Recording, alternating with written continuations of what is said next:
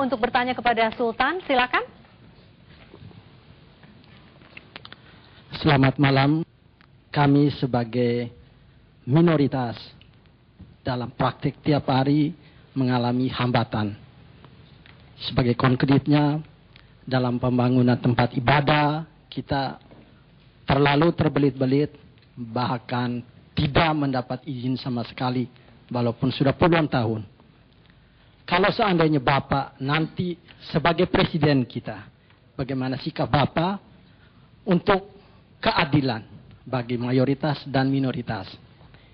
Yang mana Bapak prioritaskan untuk Indonesia Timur, pembangunan di bagian pendidikannya atau infrastrukturnya? Baik. Silakan Sultan. Oke. Terima kasih Bapak. Saya kira kalau kita bicara tadi tidak dapat izin, saya tidak tahu apakah secara administratif ketentuan-ketentuan perizinan dan sebagainya memang ada sesuatu yang harus terpenuhi. Tapi kalau kita bicara administratif, saya kira itu di tangan pemerintah daerah ya, yang memberikan izin. Tapi kalau kita bicara menyangkut masalah problematika antara mayoritas dan minoritas, bagi saya sangat sedih. Karena pemahaman saya ya, bahwa 1928 dari yang berbeda-beda itu menyatakan diri satu. Bagi saya yang berbeda-beda itu adalah kekuatan, bukan kelemahan. Ya, dan kita sepakat dari yang berbeda-beda menjadi satu, dengan ini menyatakan kemerdekaan. Berarti yang punya republik ini masyarakat etnik dari Aceh ya sampai Papua. Sehingga bagi saya tidak ada mayoritas minoritas. Yang ada ini kebetulan ini yang besar, itu yang kecil. Ya. Nah, kesepakatan kita membangun yang berbeda menjadi satu kesatuan NKRI itu ya jangan bicara mayoritas. Mestinya yang minoritas ini terima kasih karena ternyata yang besar itu mengayomi, membawa rasa damai, rasa adil bagi yang kecil. Bukan malah memaksakan kehendak. Kalau memaksakan kehendak, kerukunan, kebersamaan akan retak. Ya. Sehingga contoh ya, kalau saya membuka seminar di Jogja atau di Jakarta, saya memukul gong 3 kali atau 5 kali. Tapi berilah kesempatan pada waktu saya di Papua untuk membuka seminar, itu mukul tifa, bukan mukul gong. Kalau mukul gong itu dominasi orang Jawa, kan gitu. Oke. Kalau soal prioritas pembangunan, Sultan? Apa?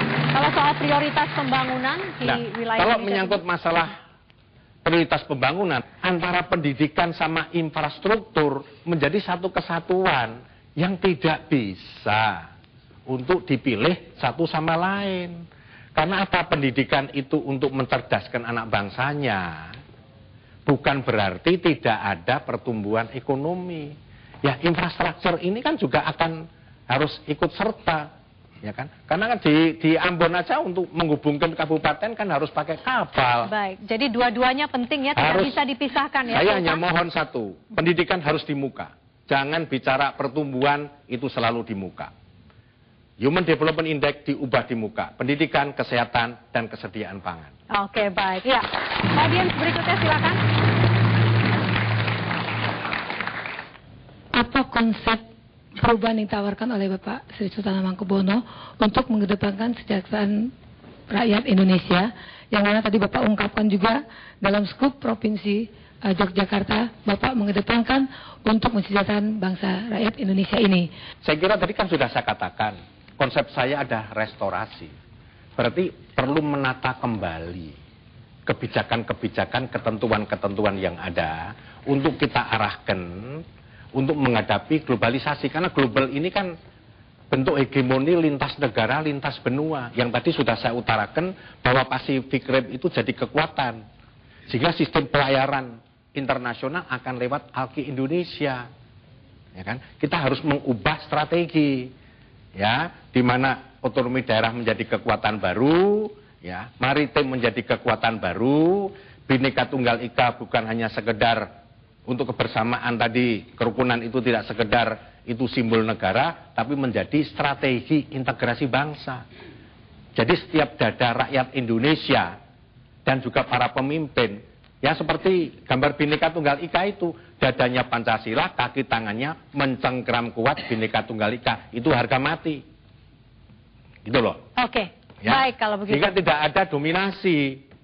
Oke, baik. Dari Golkar beralih ke Demokrat. Ya. Jadi menurut saya hak setiap warga negara Pak Sultan untuk menjadi capres. Ya. Tapi perlu diketahui bahwa Sultan ini kan masih gubernur di DIY. Ya. Masih bagian daripada bagian struktur dari pemerintahan pusat. Dan menurut undang-undang bahwa Pak Sultan ini adalah perpanjangan tangan pemerintah yang dipimpin oleh Pak SBY yang sekarang ada di daerah. Tetapi ketika dalam pencalonan ini selaku capres dan juga sebagai gubernur, Pak Sultan juga harus menjunjung tinggi etika pemerintahan. Artinya ketika diundang rapat oleh presiden ke pusat, Pak Sultan juga harus menjunjung untuk datang ke sana, ke pusat. Apakah Pak Sultan akan tetap hadir di tengah kesibukan menjadi capres? Terima kasih, Pak. Ya. Iya, terima kasih. Ya. Silakan Sultan. Saya tetap sebagai gubernur. Ya. Kalau pimpinan saya kok presiden, hambuk menteri manggil mesti saya datang.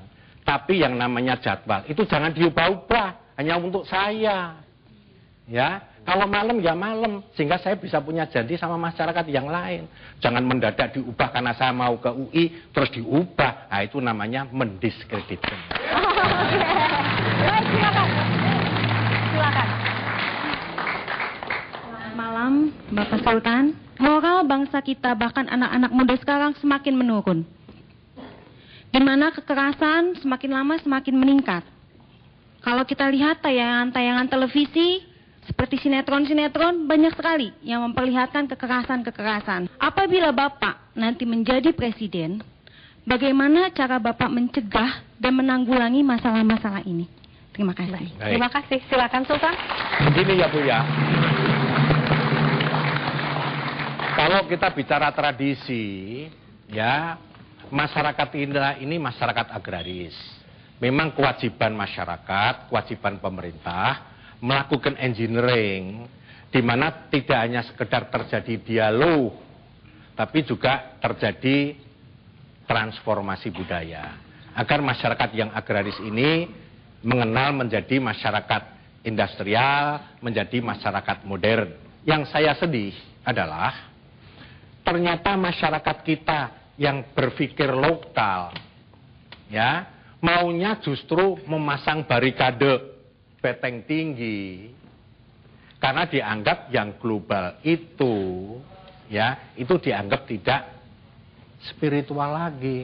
Mestinya justru kita menginjineering dari kondisi yang lokal itu menjadi kondisi menghadapi tantangan zaman ke arah modernisasi. Dengan global, itu kita harus malah siap dalam penguasaan IT maupun dalam komunikasi.